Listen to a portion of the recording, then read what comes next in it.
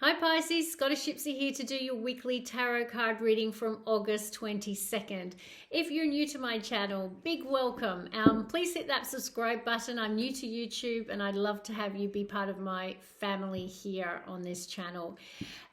Also, if you're new to tarot, just remember these are general readings for the collective, so it's not going to be every single Pisces story out there today, but if it does resonate, hit that like button and leave a comment down below. Now, I have prayed and meditated over your cards, so we're going to begin in a moment. I'm going to pull 9 tarot cards for the strongest incoming energies and a couple of Moonology cards. So let's see, bottom of the deck from the pre-shuffle. Oh, we have Earth energy, Taurus, Virgo, Capricorn, Page of Pentacles. So there could be some sort of news coming your way this week, which might be of significance, okay? But I'm going to start by having a sneak peek at the Moonology before we do the tarot. Lovely message. Okay, so don't let your past hold you back, Pisces. So I'm not sure yet what you're dealing with at the moment, but Spirit's saying it's time to leave the past where it belongs, which is in the past. You know, we're all guilty, Pisces, of dwelling on the past. And, you know, one of my favorite sayings, you know, we've all had difficult things that we've had to overcome, and I've had more than my fair share. And one of my favorite sayings that has gotten me through it is my past only determines my future if I let it. I kind of tweaked an existing quote, and that was something that really, really helped me through very, very challenging times. Because, you know, it only does dictate our future if we let it. If we dwell on the past and live in the past, then we're not going to fulfill our destiny, okay? So Spirit's really saying, let go of the past, okay? One more. All right, what do we have? New Moon in Pisces, Pisces. Meditate and contemplate. Okay, so beautiful energy. And I don't know if meditation is currently part of your practice, but I highly encourage you to include it, even if you just do 5 minutes a day. I have a spiritual practice every single morning, where the first thing I do when I open my eyes is say a prayer of gratitude for all the things I'm grateful for. And then I do a morning meditation for 5 minutes, and it really does help me, okay? So I strongly encourage you, if you're not already doing that, to do that. All right, well, let's see. Let's get into some tarot, Pisces. Let's see what this week has in store for you. Spirit guides, please show me the first 3 cards, the strongest incoming energies for the collective sign of Pisces for this week. Oop, 1 card's already fallen out of the deck. Ace of Swords. Nice. 2 more. 2 more. 1 more.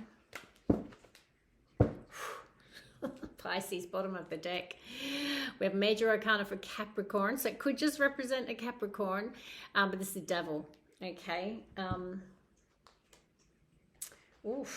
underneath that is an Ace of Wands. Look at that fire energy. I mean, that tells a story just even looking at the card, right? So as a reader for me, this can talk about, you know, lusty passion, or it can just can talk about, you know, maybe it's leaning towards the obsessed.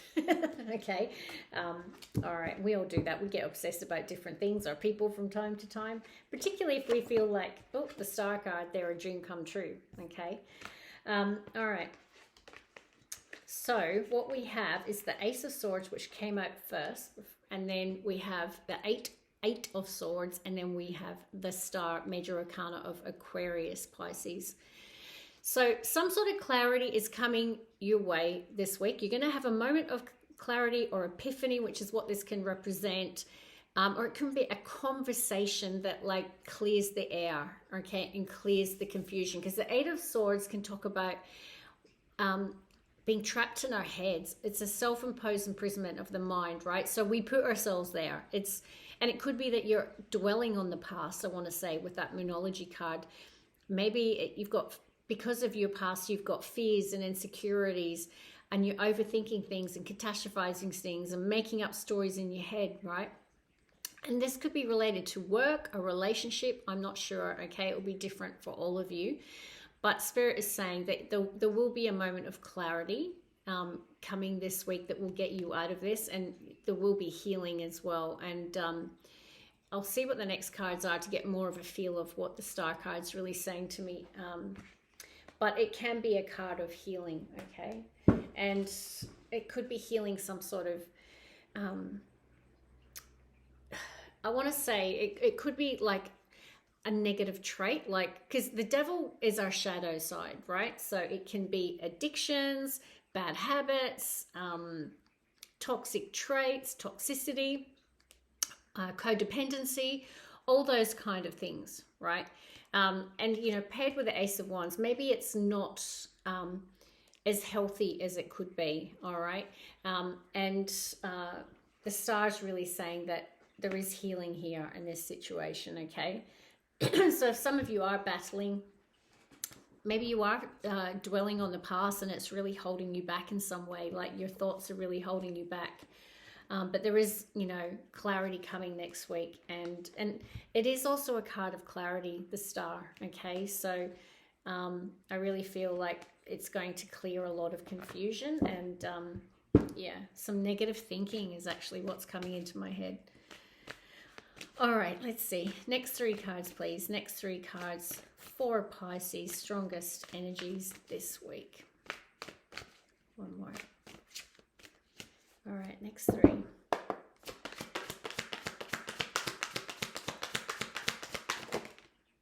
One more.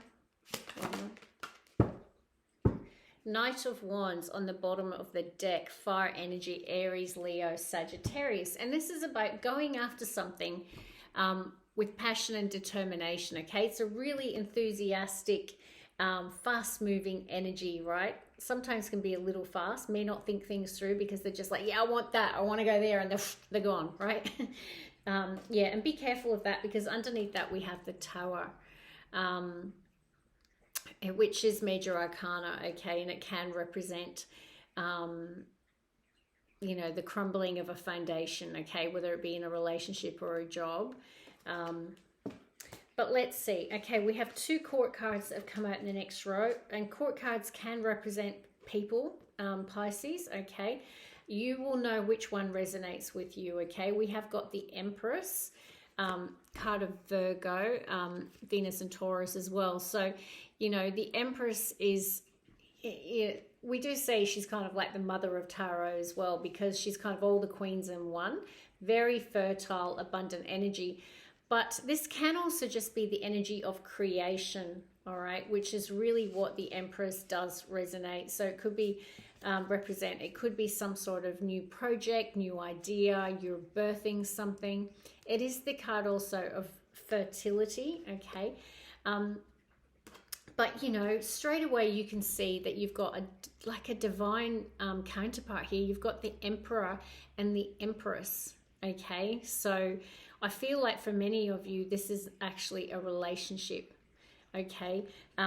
And then we have the Three of Pentacles, which talks about laying down a solid foundation, working together, getting on the same page, collaborating, figuring things out, okay? Now, for those of you that it's not related to a relationship, okay, what this is telling me is a reader that you're balancing your divine feminine and your divine masculine, and you're blending the two, okay? So whether you know, because the Emperor is all about taking control, right? It's that real power and authority and bossing up, and that really strong, decisive energy, makes decisions without emotion, okay? Whereas the Empress is much more intuitive, more nurturing, a much more divine feminine energy. And I feel like you're blending those and you know, creating, right? Which is, it talks about building blocks. So creating the building blocks of a solid foundation is what I want to say. So for some, it will be a relationship. And for some, I feel like it's working on some sort of project or idea. And you might even be collaborating with others. Yeah, you're really getting into the divine feminine masculine to create, okay, is what I want to say. And we all do that from time to time, you know, like I can be very Empress-like at home because I'm a single mom and, you know, I'm a very naturally nurturing person. But in my career, I'm very much an Emperor. I'm very driven. I still have empathy and things like that. But when I make a decision, I can do it from a much more logical place than in my personal life, let's just say. If that makes sense. All right, Spirit Team, can I have the final 3 cards, please, for Pisces? Final 3 for Pisces.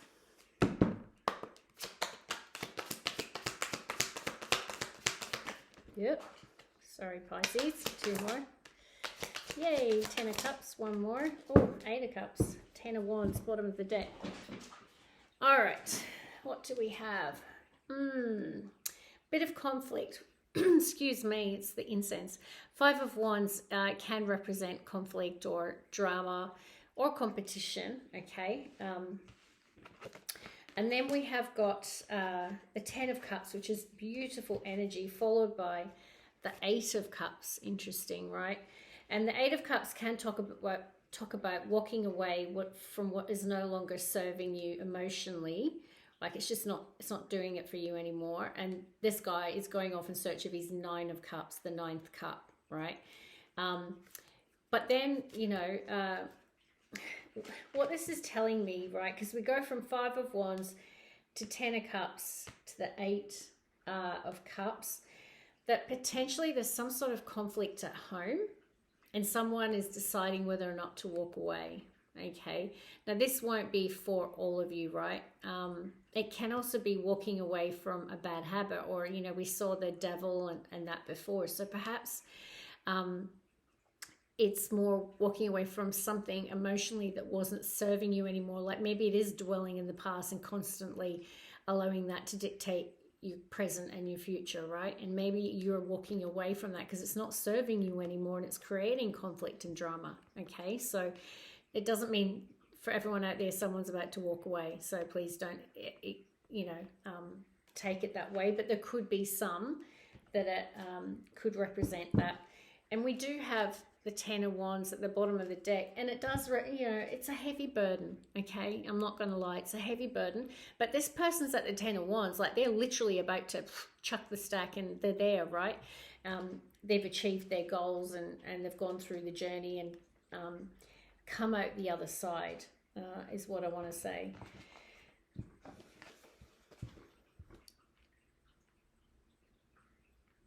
I don't get a bad energy from the 8 of Cups at all, I'm going to say, Pisces, because, and often, you know, we do as readers think that this means someone's walking away and leaving a home or a relationship.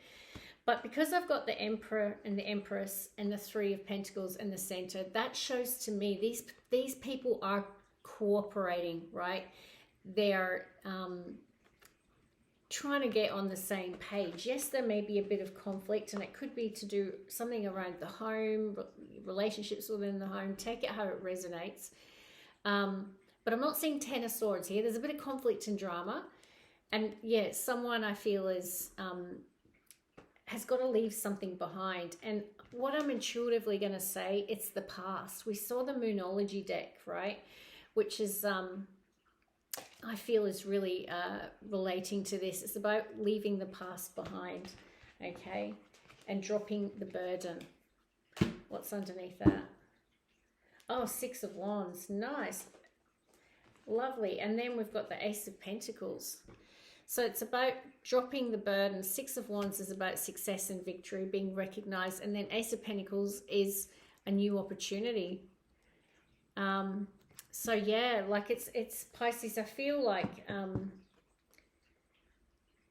that for many of you, this is really about, maybe there are a few issues at home and it's about getting on the same page as someone and letting go of your past and stop letting it hold you back. But you do, leading energy, Ace of Swords, have that moment of clarity and you're about to release the burden and move on to some sort of fresh opportunity beginning. Okay, so some of you could be moving on, or some of you could just be, you know, clean slate. All right, I want to say. So that is what I have for you, Pisces. If that resonated, hit that like button and leave a comment down below. Love and light, and see you in the next reading. Bye.